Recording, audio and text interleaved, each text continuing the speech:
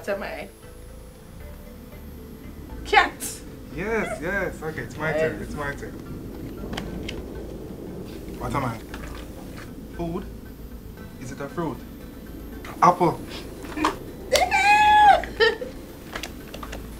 Your turn.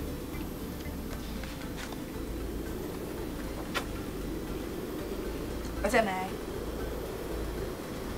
Goat.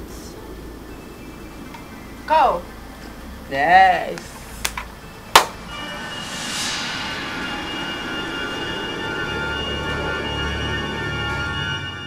Hey guys, it seems like a hurricane is coming.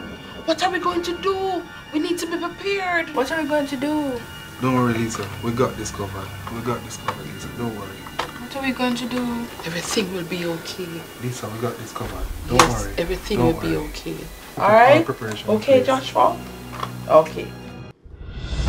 We are in the hurricane season, and it's important to be prepared for anything that can happen. A big part of that is having conversations with your children about the hurricane season and what to expect. Counseling psychologist Jody Lee is here to walk us through the process.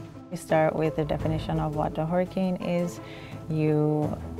Then you go into what are some of the features of a hurricane, what are some of the things that you might experience during a hurricane. So flooding, depending on where you are, consistent rain, heavy downpours, lightning, thunder, and you get from them how they would feel about those things. Try to reassure them that we are handling the situation, and so by handling it means we have a family safety plan.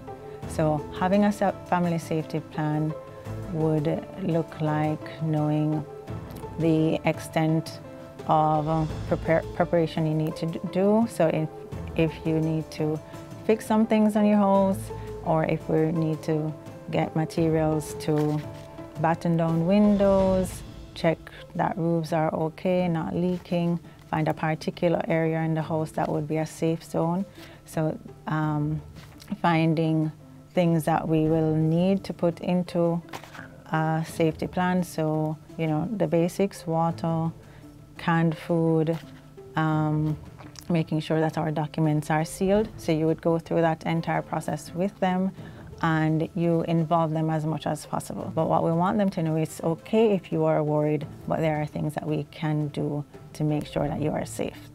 And so, one of those is to make sure that we are tuning into the radio and listening to the broadcast from reputable news sources.